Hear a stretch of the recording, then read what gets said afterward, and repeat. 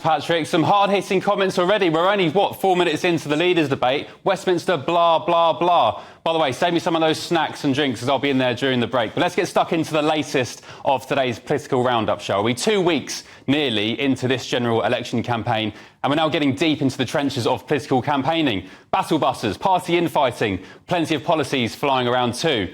And, of course, today, not forgetting the odd milkshake either. So, today, Sir Keir Starmer was out and about in Manchester, launching Labour's GB energy plans, where he promised to keep the lights on in Britain without relying on Moscow despot Vladimir Putin.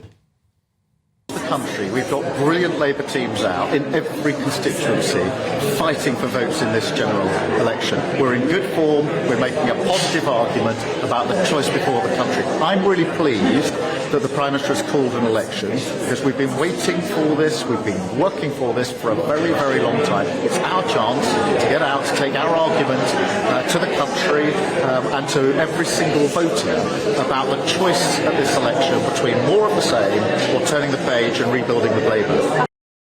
He looks particularly happy, doesn't he, for some reason. Meanwhile, the Conservatives, they announced a new annual cap on migrant visas in a bid to bring down those massive net migration figures.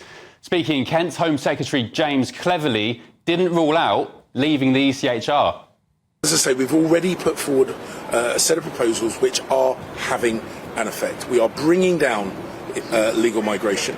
We've got plans to bring it down even further, and we're going to do so in a way that supports the UK economy as well.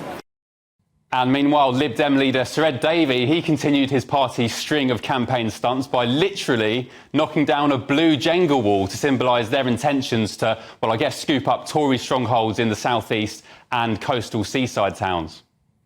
But I don't want to put a ceiling on our ambition, so let the whole lot go.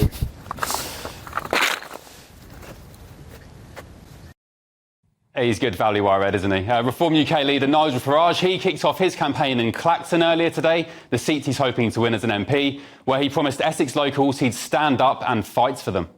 We will, on July the 4th, win this seat. I'm humbled to be here. I'm flattered by your reception, and I promise I will do my best. His Clacton visit turned sour a bit later on, though, when he was doused in milkshake by a member of the public.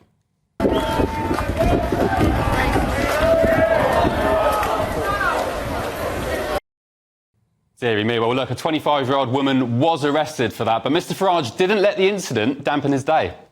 My milkshake brings all the people to the rally. So that comes as GB News revealed up to 6 Tory election candidates could switch to Reform UK after Nigel's shock decision to stand as a candidate. Our political editor Christopher Hope revealed earlier tonight that the candidates, at least one, by the way, being a former Conservative MP in the last Parliament, are in a race against time to make up their minds. One told Chopper, "I feel very disillusioned with everything at the moment. They don't understand the impact that the return of Farage is going to have." All parties must submit their nominations for the July 4th general election by 4 p.m. this Friday, this week. So the clock is indeed ticking. But if the defections do come, where does that leave the future of the Conservative Party in the coming years? Let's get the thoughts now of